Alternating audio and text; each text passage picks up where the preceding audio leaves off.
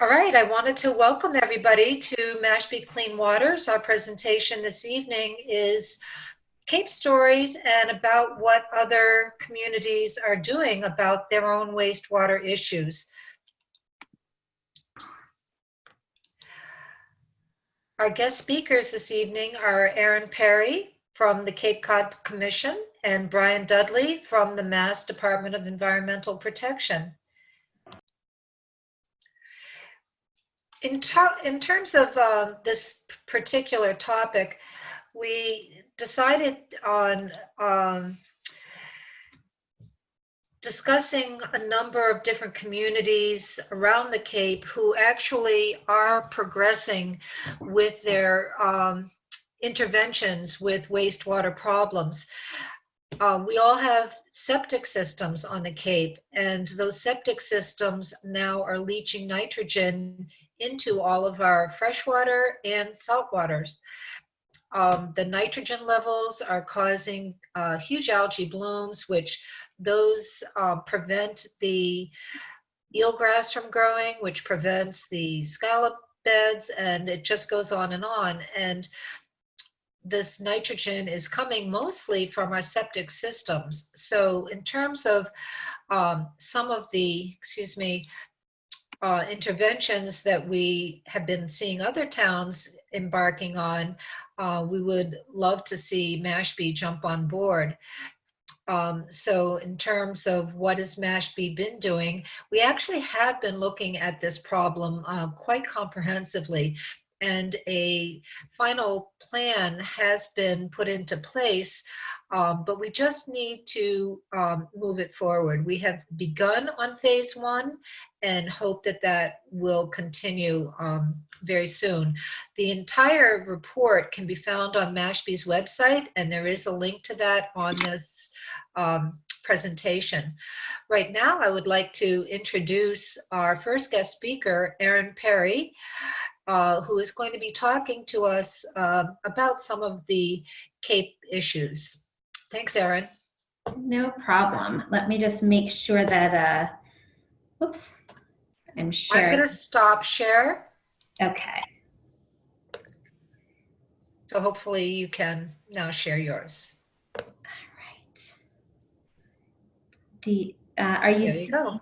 You're seeing that? Okay, great.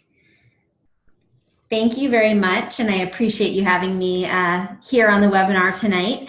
Again, I am Erin Perry. I'm Deputy Director at the Cape Cod Commission. And for those of you who don't know about the Commission, we are a regional planning agency. We were established by an act of the state legislature, the Cape Cod Commission Act, back in 1990.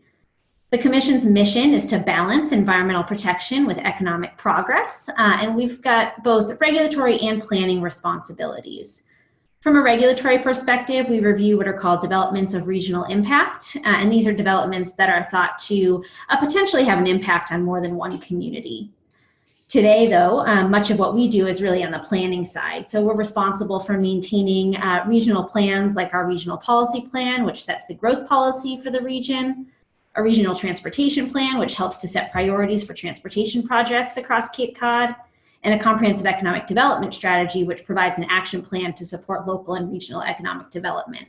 In addition to those plans, which we maintain on a consistent basis, we're also charged with developing and maintaining other regional kind of issue-specific plans, like the water quality plan that I'll talk a little bit about today. Whoops, let me see here.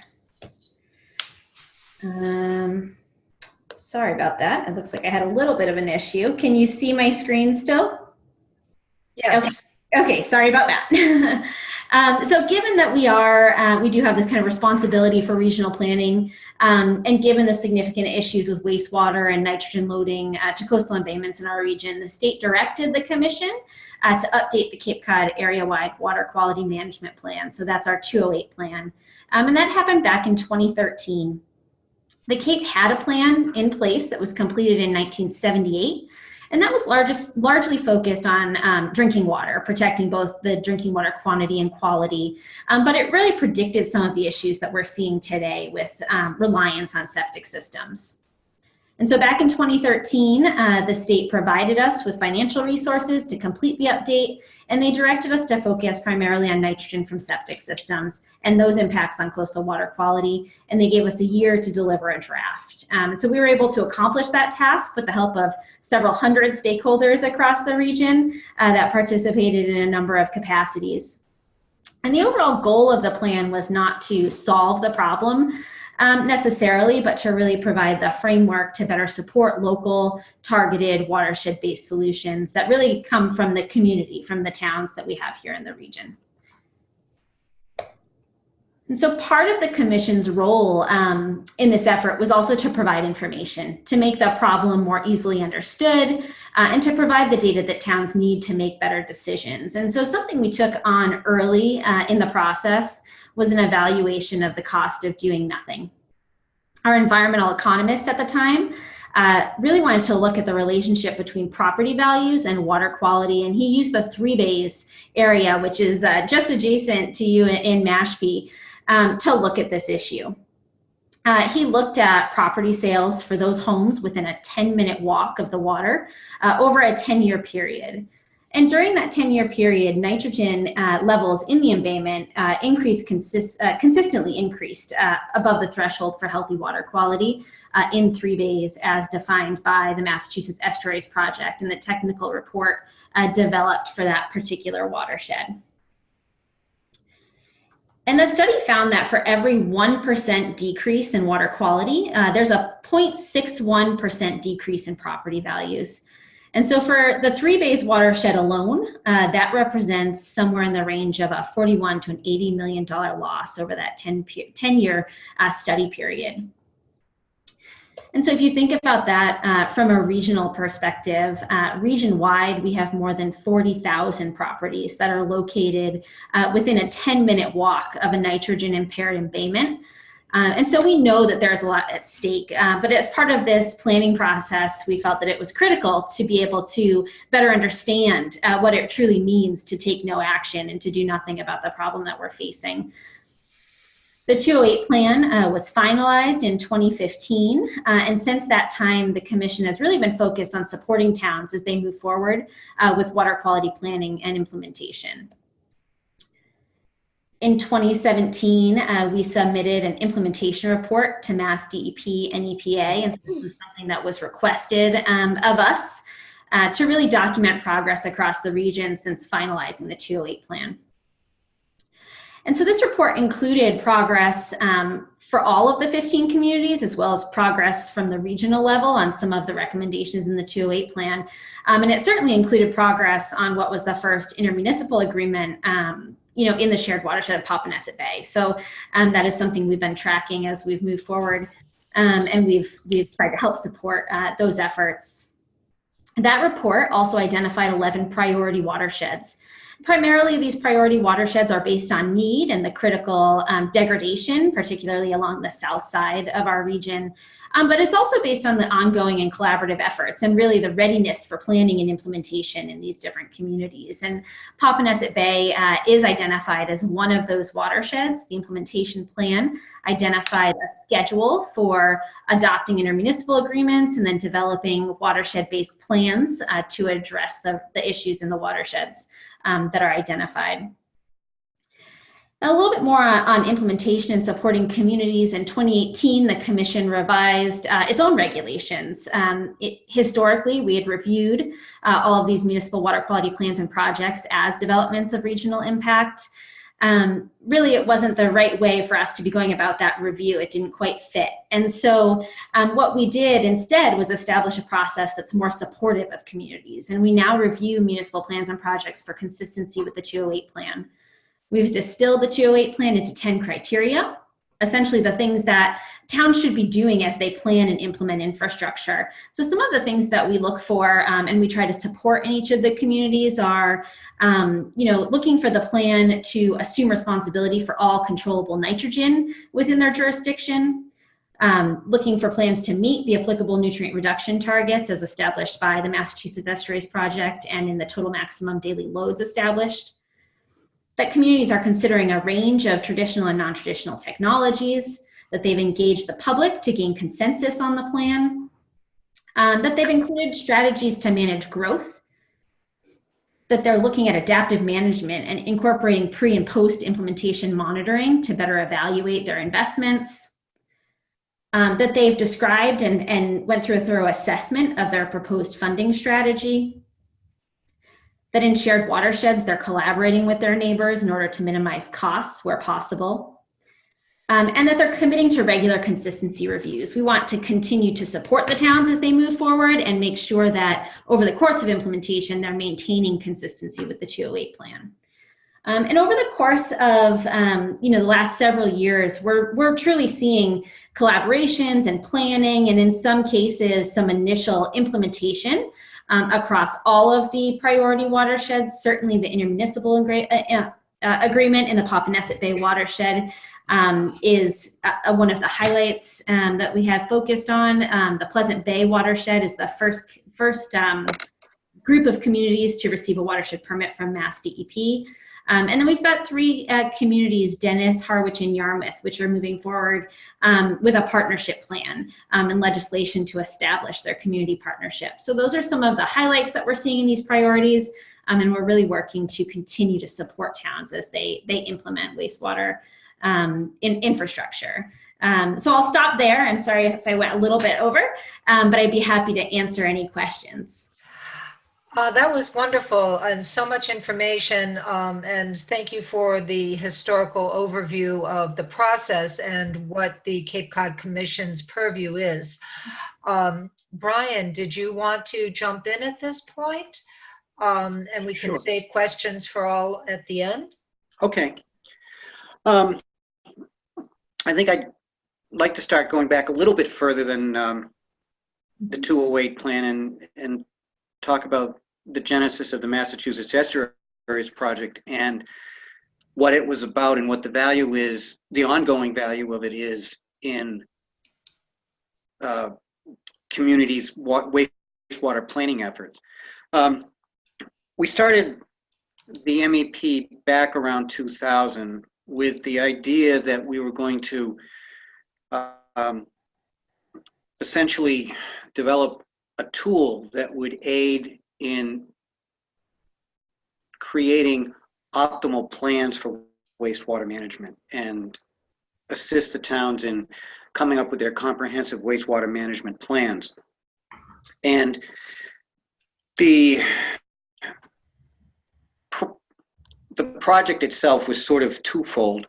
The first element being to evaluate the estuaries themselves and look at the health of them, and essentially then come up with a target threshold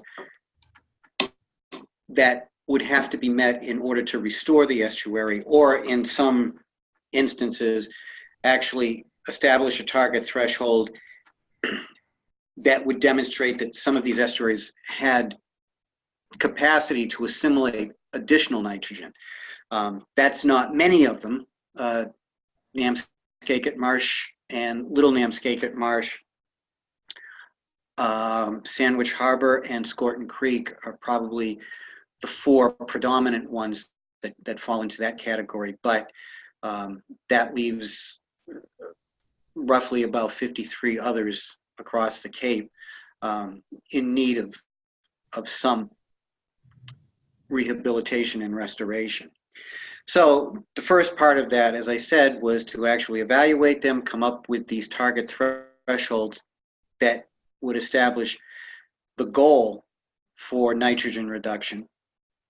And then the other part of it was to develop a model for each individual watershed that could be used as a predictive tool to test out different scenarios in order to meet that target threshold. And the idea behind that was that you could look at a variety of different options, alternatives, mix and match them to see if in fact the whole grouping of these things would be sufficient to achieve the restoration goals. And the overall goal, more than water quality targets, really is habitat restoration. In areas where we have lost significant amounts of eelgrass, that's the primary target that we're looking to restore those eelgrass beds.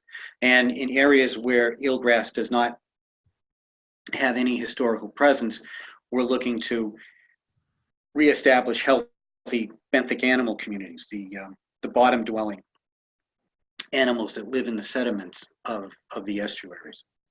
So that really was, I think, the impetus to a lot of the efforts that the towns are now embarking on and have been embarking on, over the last 20 years, to come up with plans that will actually meet those restoration targets.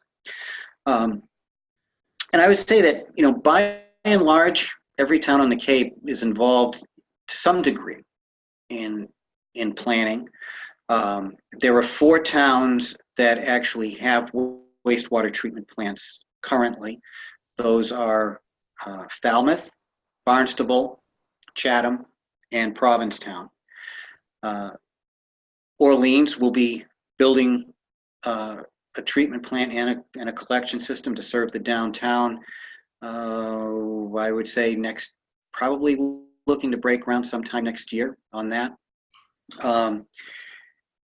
Bourne, even though they don't currently have a comprehensive municipal treatment plant, they are building a 100,000 gallon capacity treatment plant on the mainland side of Bourne. But they also send or have an allowance for about 200,000 gallons of sewage to go to the Wareham treatment plant. So, as Erin had mentioned, there are other multi-community initiatives. The DHY Community Partnership is a good example. Both Harwich and Yarmouth do have approved comprehensive wastewater management plans, but the implementation of those will actually be modified depending upon the outcome and success of this particular partnership. And then the Pleasant Bay Watershed, as Erin mentioned, does have the first watershed permit, which really was, I think, it had an implementation goal way back in the beginning of the MEP, because we wanted to plan based on watersheds, not based on town boundaries, because watersheds don't necessarily respect town boundaries, and therefore it really made more sense to look at it holistically that way. So the 4 towns involved in that are Chatham, Harwich, Brewster, and Orleans. Chatham has a plan that they have been implementing since about 2010. They completely rehabilitated their wastewater treatment plant and are vastly expanding their collection system. Ultimately, they would be looking to sewer the entire town, because that was a choice they made. They didn't want to necessarily investigate alternatives because they're sort of risk averse to that. Orleans, on the other hand, has been looking at a lot of alternatives. They've been looking at shellfish. They've been looking at permeable reactive barriers. Brewster is looking at the potential of using innovative alternative septic systems for nitrogen reduction rather than any sort of community infrastructure. Mashpee has been experimenting with shellfish in the Mashpee River for a long time. Mashpee probably was one of the first towns that really embarked on a town sanctioned and town-wide shellfish initiative. And Falmouth is continuing to look at their needs for their embayments and what options they have for expanding their collection system. Their treatment plant right now has capacity to treat a lot more. Their limitation really is how they get rid of it, how they dispose of it. And that's a problem that most communities have. How are you going to get rid of it, and where are you going to put it once you do? Another community initiative is right now the towns of Barnstable, Bourne, Falmouth, Mashpee, and Sandwich are looking at the potential for using the treatment plant at Joint Base Cape Cod as a regional wastewater treatment plant. That's still in the investigative stages, but even if that does not become a viable alternative, I think the discussions surrounding that regional effort will ultimately end up with some regional solution coming to fruition. It may not include all 5 towns, but it will include some of them, and that will be a benefit, I think, to all, because economies of scale for regionalization can cut down costs. And I think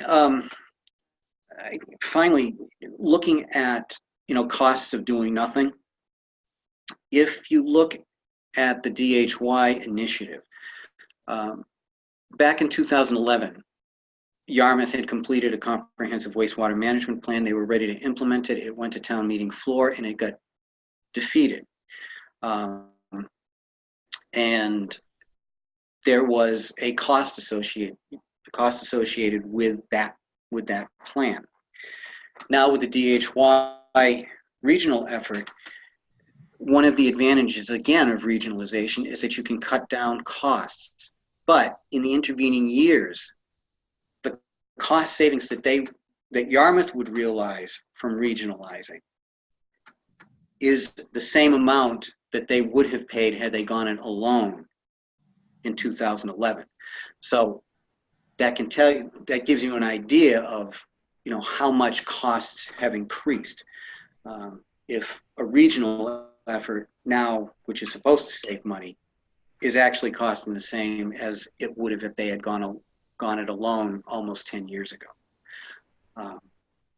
So I'll end it there, and I'd be happy to entertain any questions that anybody has. Thank you so much, Brian. Really, so much great information. Mary, I don't know whether you'd like us to continue with some of our slides or just open it up to questions about what we've heard and seen from Erin and Brian.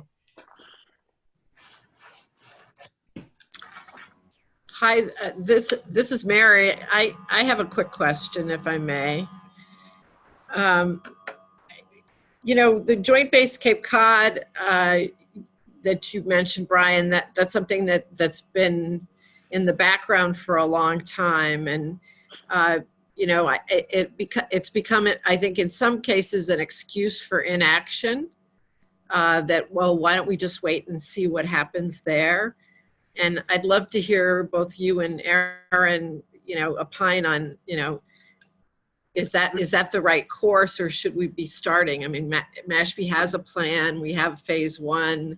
It does involve one treatment plant, but it, to our mind, it seems like we need to get started on that, even if that possibility exists out there. But I'd love to hear. Do you want to go, Erin, or do you want me to go? I mean, I can start by just saying I think that is one of the benefits of the 208 plan is that it allows for more adaptive management, that communities can start forward with some parts of their plan, like aquaculture in certain areas or some of the non-traditional technologies that they may be interested in. They can get going on some of the smaller pieces. And then, investigate some of those longer term options, like the opportunities at Joint Base Cape Cod. I think the flexibility that has been allowed by a little bit of a new process and a new approach to planning and implementation is helpful for communities like Mashpee, who could take some initial steps, but still have the flexibility to make adjustments as they move forward and take advantage of opportunities. And the opportunity at Joint Base Cape Cod is a significant one. Given the existing infrastructure and the potential collaboration with several other communities, and has the potential to reduce some costs. And so it's certainly something the town should continue to investigate, but they do have an opportunity to do some other things in the meantime. I agree with you, Mary. This has been going on for a long time. This discussion has, I think with my experience, has been going on for at least 10 years, and nothing has come of it. And every time, you know, it gets jump-started and, you know, people start to move on it, there's always, you know, the claim that the military absolutely positively wants to get out of the wastewater and water business on JBCC. And this is going to happen. And then it doesn't. And then it starts up again. And this is going to happen, but it doesn't. I'm a little bit more optimistic this time around because there is a proposal out there that is a joint proposal from the town of Barnstable and a private entity, Converge, who both are willing to put up the money and seem to have the resources to do it. But it's all going to depend on, you know, how the military views that proposal. And we've been waiting for them to make a decision on that, which is why I think there have been some people on the Board of Selectmen who are pushing the first phase of your plan to deal with the eastern part of Mashpee, where the treatment plant that would be built up around the landfill, I believe, and then putting off the second part for the western part of Mashpee to whatever regional solution comes around, whether it's JBCC or if there's an opportunity for something else, you know, with the 5 communities or a subset of those 5 communities. I think the thing is if the town does go ahead, as has been suggested, you know, with at least investigating the design and getting proposals for the eastern treatment plant, I think that's a positive step forward. It doesn't necessarily mean that you can't make some correction. You know, if over the next couple months we find that there is a successful proposal at JBCC and it does make sense economically. That's not a given. We don't know for sure that that particular regional plan is going to be less expensive. In general, it will be less expensive, but it is at the cheapest of the regional options. And I think that's something that we're still looking at. Can I ask a few questions? This is Nancy Karen. Erin, you had a slide up that said 1% decrease in water quality equaled, and you changed the slide before I could write it down. What percent? Sorry, it's a 0.61 decrease in property value. And is the military exempt or included in the recommendations of the 208 plan? There are recommendations that include coordination with Joint Base Cape Cod and the existing infrastructure there. So they are not exempt. They're definitely part of the recommended plans and recommendations. So there's pressure upon them to do something as well as all the other communities? Yes. Okay, great. And when you said you were tracking progress since 2015, in what ways were you tracking that progress? Sure. So we do that through regular reporting to EPA and DEP. We typically deliver quarterly progress reports regarding implementation across the region. And those reports are particularly how we're engaged with communities and how we're engaged on some of the regional recommendations. In addition to that, we have developed compliance reports for each community, and those are available on our website. Those document progress on an individual community basis. So those will look at the priority watersheds, whether or not they've received consistency determinations, what stage of implementation they're at, if they're implementing particular pilot projects or full-scale projects, Those document town meeting actions, both implementation actions and funding actions. I'm sure I'm missing some things. Compliance with the MS4 permit and the nitrogen related requirements there for the communities that are subject to that stormwater permit. What else today? And they also document data sharing. And so what information they've shared with the commission for us to make available on a regional level. So that typically are things like embayment water quality monitoring data that they may have collected, or information on the performance of any of their ongoing pilot projects. Great. And so going back to the original sort of mission for the Cape Cod Commission was to balance environmental with developmental programs. How are you seeing that in effect now? Sorry, go ahead. I said big question, I know, but. Yeah, I mean, in particular on the wastewater issue, I mean, we have to look at everything kind of more broadly. Wastewater is one topic that we work on, but infrastructure, particularly wastewater infrastructure, is critical to both the environment and the economy. There are areas where we may want to develop a little bit more in order to support economic development, but we can't currently do that without, given the lack of wastewater infrastructure. So one of the things that we did with this most recent regional policy plan that we completed at the end of 2018 was to identify different place types. So the types of places we see across the region. There are 8 place types identified. One of those place types are activity centers. And activity centers were identified based on some of the existing business activity, community activity, developed form of development in these areas. And what we are looking at now is, the growth policy essentially looks at trying to support development in those activity centers if they have the appropriate infrastructure. And so, certainly we need wastewater infrastructure across the region from an environmental perspective, or different strategies to address nitrogen.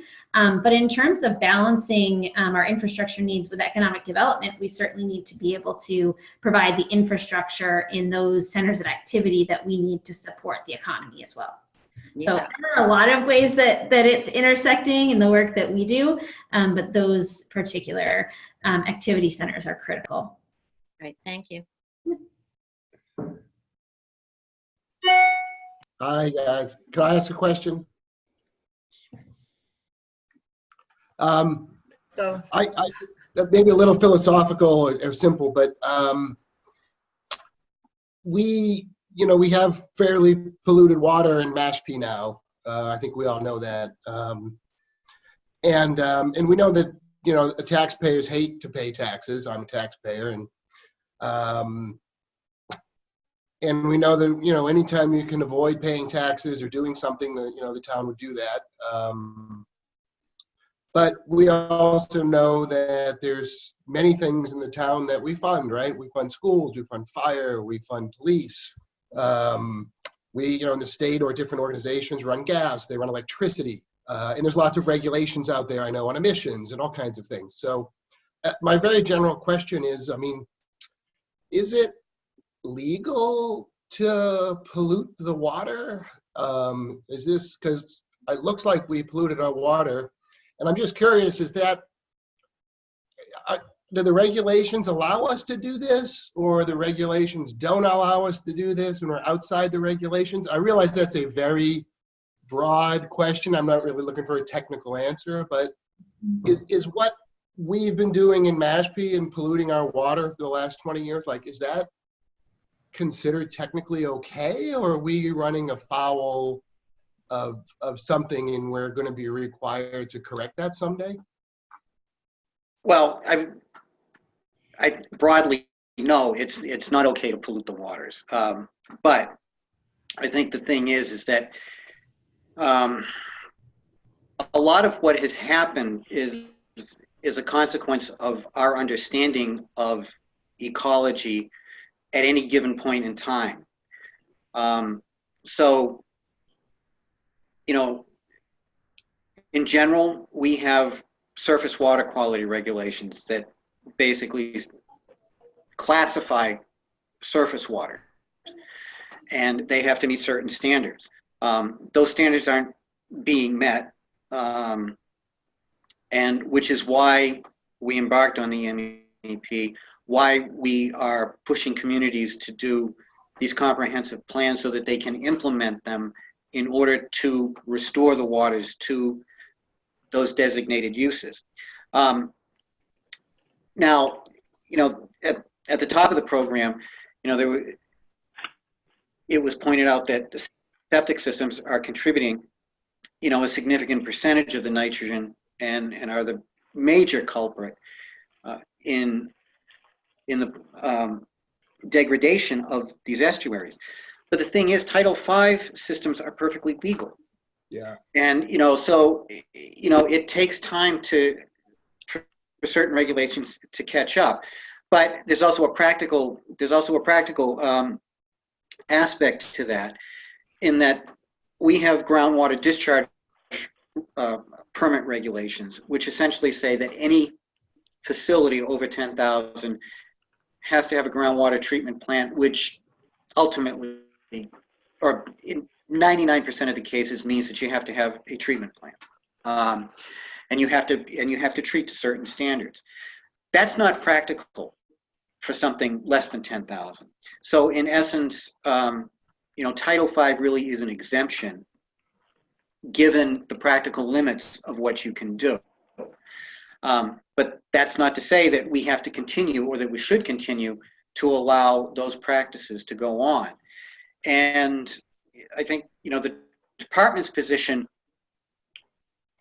over time has been that we've wanted to work cooperatively with towns. And as long as towns were moving forward, we were satisfied, with as long as there was a good faith effort and things were going on track. But it's getting to the point now where things really do have to start to get done. And we do have some enforcement remedies at our disposal. One thing would be to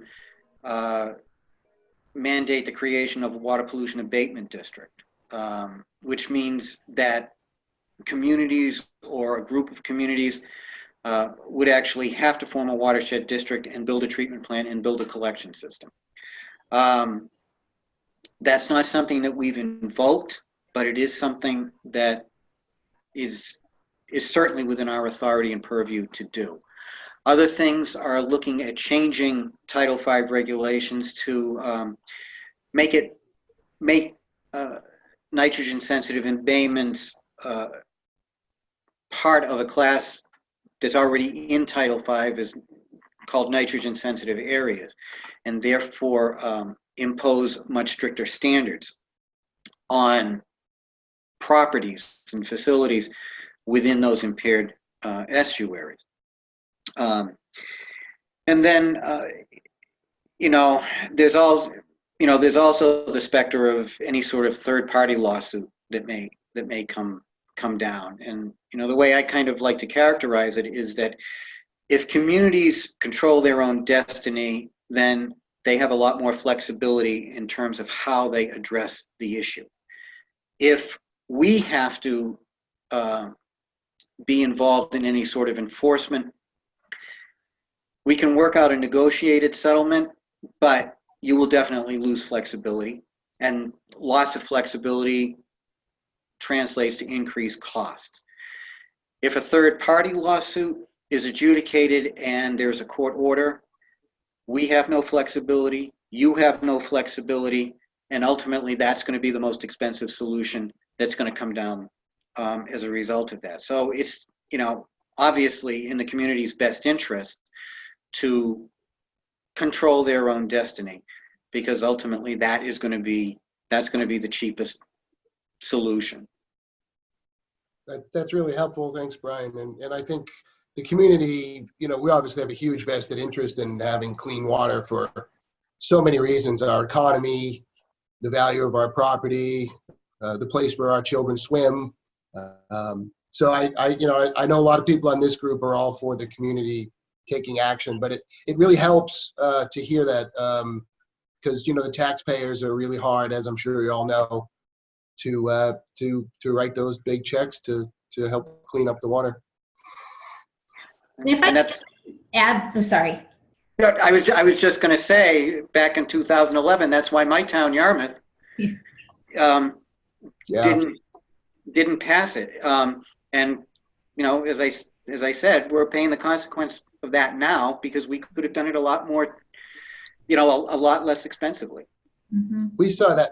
We saw that in the last call that we had, where the price from 2014, I forget the numbers, but you know, it had gone up by $5 million in the last 4 to 5 years. Yeah. Yep. 16 million in 5 years, just on phase 1. Increase. Erin. Yeah, Yes. I was just going to add that this, obviously, it was an issue the entire time we were developing the 208 plan. We have a whole section of recommendations related to cost. And it is, while it's maybe not it doesn't solve all of the problems, it's one of the reasons why, you know, we recommended the development and establishment of the Water Protection Fund, which was just recently established through the short-term rentals tax. And so I think that there are some ways in which some of the recommendations to help alleviate some of the financial burden are moving forward. I think that's a critical one, and hopefully we'll be you know, able to find other ways across the region to help come up with some more innovative financing strategies to address the issue. But at least we're starting to make some headway on that.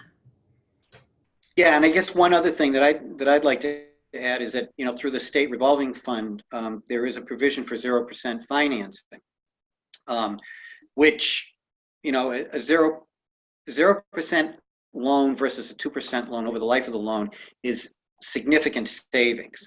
There are estimates that it can be anywhere equivalent to a 30 to 50% grant on savings of finance charges.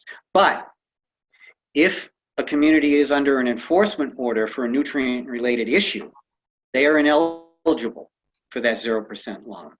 So that's a significant penalty for not moving forward if we feel that we have to exercise our enforcement initiatives.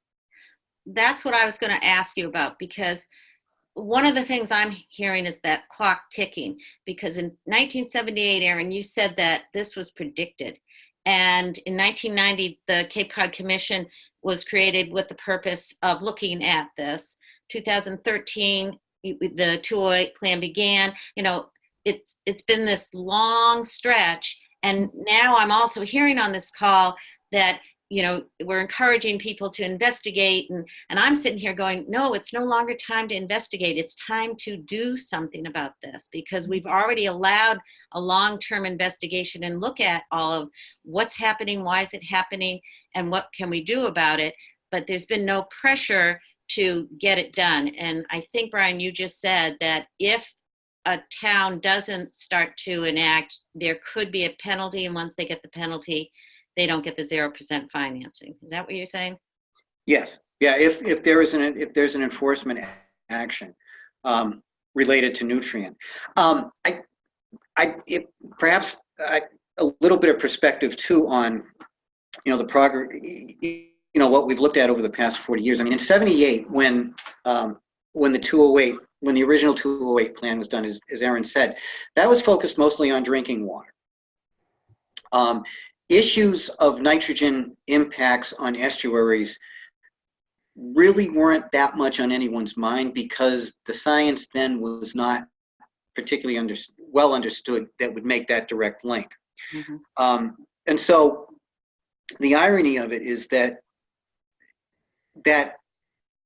78 208 report basically said that in order to protect drinking water with, you know, proper zoning, mm-hmm. we would be able to survive and protect our drinking waters with septic systems. We did not need to do sewering. And now 40 years later, you know, we find that the septic systems are the problem. And, you know, that's a consequence. And this was nobody's fault, because again, as I said, you know, the science wasn't well understood. But, you it's a consequence, I think, of focusing solely on one issue. And, the current 208 plan has an awful lot of good recommendations in it, but, it also focuses on nitrogen. Mhm. And I think if one thing that we should learn from the past is that we have to begin to anticipate what also may be coming down the road in terms of contaminants, other pollutants, other impacts, so that, focusing on nitrogen may lead us in a direction that blinds us to, particular management strategies that would be able to help us better deal and put us in a better position to deal with emerging contaminants. And those are not necessarily going to impact, those are not right now a concern about impacting estuaries, but they're certainly a concern about impacting public health and drinking water supplies. Right. So, I think in any planning effort, we at least want to be open to what may be coming down the road that we either know or we don't know, because there are known unknowns.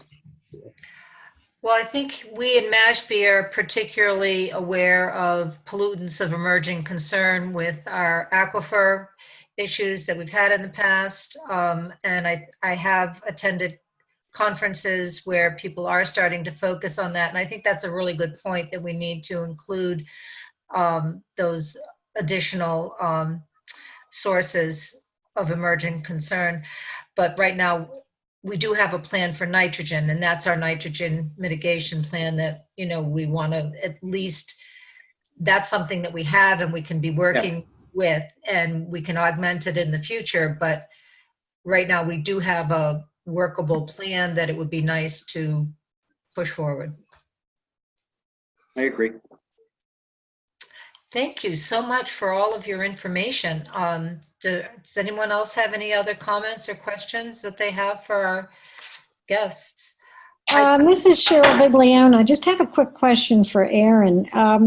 You said that part of the Cape Cod Commission works with growth, economic growth. How have you interacted with the Chamber of Commerces of each town, and do you know where they stand, or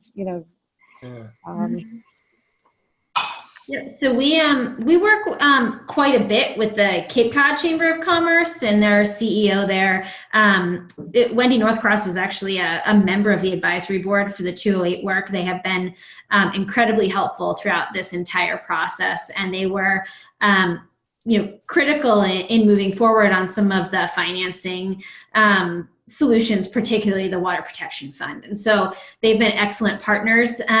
We engaged Chambers of Commerce as one of many stakeholders. I mentioned early on when I spoke that we engaged several hundred stakeholders across the region in development of the plan. And part of that was because we really needed to have, this issue affects everybody and everybody affects it. And we really wanted everyone at the table to talk about the problem and talk about the solution and help develop the framework to move forward. That included Chambers of Commerce and the business community, real estate, in addition to environmental groups and town staff and elected officials and several other stakeholder groups I'm missing. But they were engaged, and we tried to connect everyone to the process.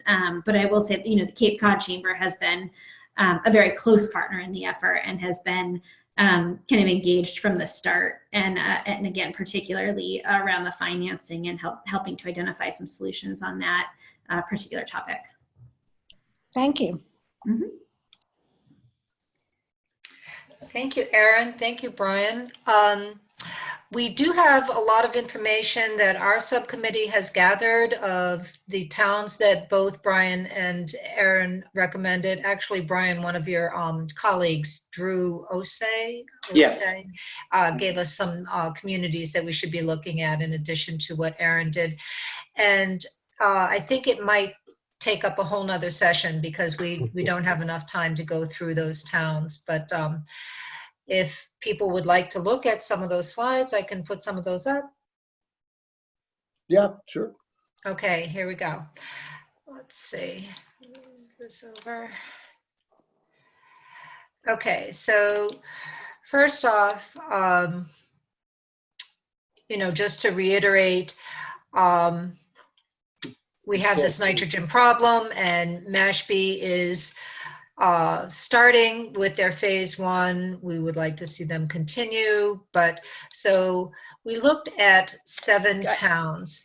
Rosa, we can't see your screen yet. You need to. Okay, let's see. All right. Bottom of the window, green button. Yep. Got it. There we go. Okay. Can you see? Yes. Yep. All right. My apologies. All right. So how are other Cape Cod communities dealing with their wastewater issues? We looked at Chatham, Orleans, Provincetown, Sandwich, Barnstable, Falmouth, and Bourne. All of them have their very specific issues that are unique to them, but a lot of them are relevant to us as well. And so we tried to pull out some questions that we asked of each one. So first of all, what are the components of their wastewater programs? Who's participating? Where are they in the process? I'm going through this rather quickly because we don't have that much time. How is it funded was really important to us to find out. How did they actually sell this to their taxpayers, and Erin spoke to that quite a bit in terms of trying to get consensus among stakeholders. What were their obstacles, challenges, and pitfalls, and how do you think this has impacted the economic growth? So Bob Duncanson, who actually did present to our selectmen last week or recently, gave us a lot of information initially, and these are some of my takeaways from him. That is, everyone is part of the problem and everyone should be part of the solution in terms of getting the taxpayers to push this forward, that everyone will benefit from this cleaner water. There's economic impacts, that sewers may be old tech, but they do work much longer than septic systems. And in terms of how to fund this, these state revolving fund loans are being used by all of the communities that we talked to who have been moving forward on this. And as Brian indicated, are really a cost savings, but we need to not be in jeopardy of not qualifying for that 0%.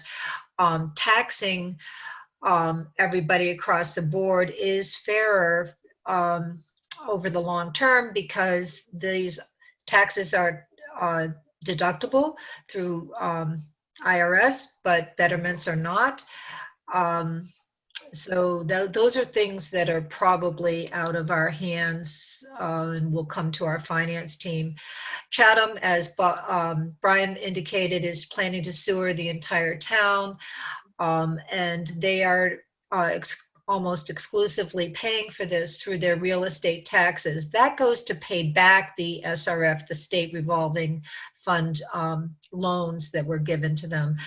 There's user fees, there's hookup fees, but residents pay all the costs to connect. And that is a problem that we're looking at all these towns, is the high costs of the people having to connect to the sewer systems.